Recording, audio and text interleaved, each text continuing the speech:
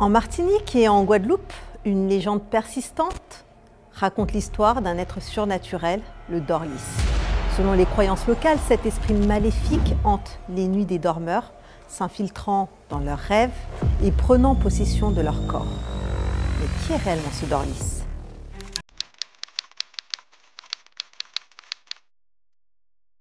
Le Dorlis est décrit dans la tradition antillaise comme un esprit ou un sorcier capable de se manifester sous forme de vent ou d'ombre.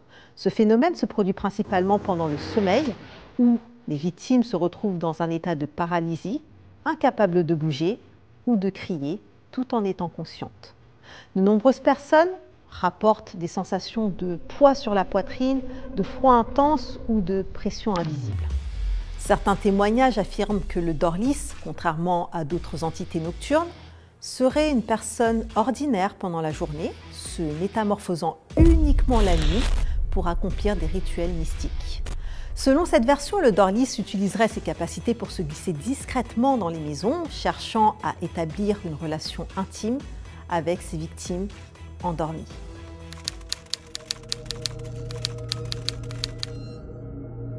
Les origines du Dorlis remontent à des croyances africaines introduites aux Antilles durant la période de l'esclavage. De nombreuses traditions spirituelles africaines parlent d'individus capables de voyager hors de leur corps, un savoir spirituel qui a traversé l'Atlantique avec les esclaves. Au fil du temps, ces croyances ont fusionné avec les traditions amérindiennes locales. Sous l'oppression coloniale, ces pratiques spirituelles ont été souvent diabolisées, associées à la sorcellerie et perçues comme des menaces par les colonisateurs. Ce savoir, initialement destiné à la guérison ou à la protection, a peu à peu été déformé par la peur et la superstition, donnant naissance à la figure du Dorlis. Certains chercheurs estiment que ce que l'on connaît aujourd'hui, comme le Dorlis, pourrait être une version déformée de pratiques mystiques anciennes qui, autrefois, visaient à protéger la communauté ou alors à établir un lien avec l'invisible.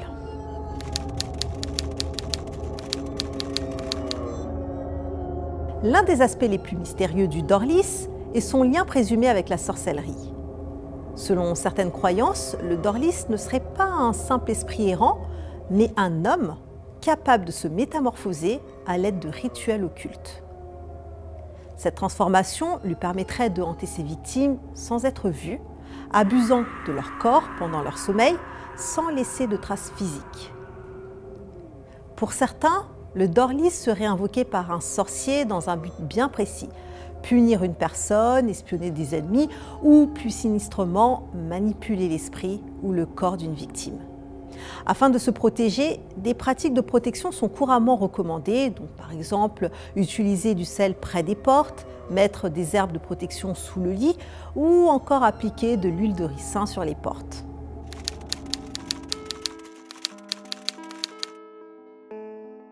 Alors face à cette menace, des méthodes de protection ont été développées dans les îles antillaises.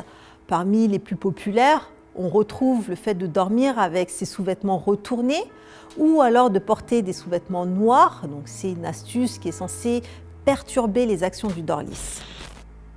D'autres croient que placer une brique sous le lit ou recouvrir le sol de gros sel permet de bloquer le passage de cet esprit.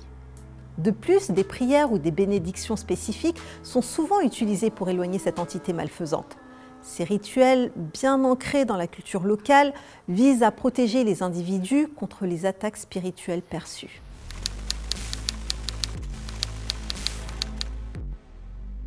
Les sceptiques attribuent souvent le phénomène du Dorlis à des causes naturelles, comme la paralysie du sommeil. Ce trouble, qui survient lorsque l'esprit est éveillé, mais que le corps reste paralysé, peut provoquer des hallucinations. Il pourrait expliquer cette sensation d'une présence menaçante ou alors d'une pression sur la poitrine, qui sont des caractéristiques des récits liés au Dorlis.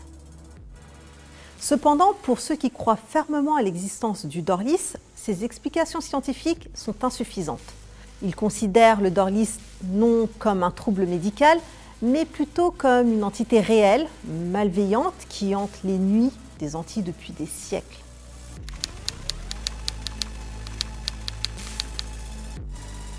La légende du Dorlis demeure un mystère fascinant. Que l'on croit ou non à cette entité, elle continue de jouer un rôle important dans la culture antillaise. Mythes, manifestations du subconscient ou présence surnaturelle, la question reste ouverte.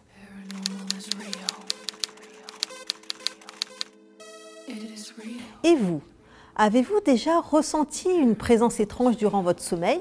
Croyez-vous au Dorlis ou à une autre forme de manifestation surnaturelle? Alors je serais curieuse que vous partagiez vos expériences en commentaire.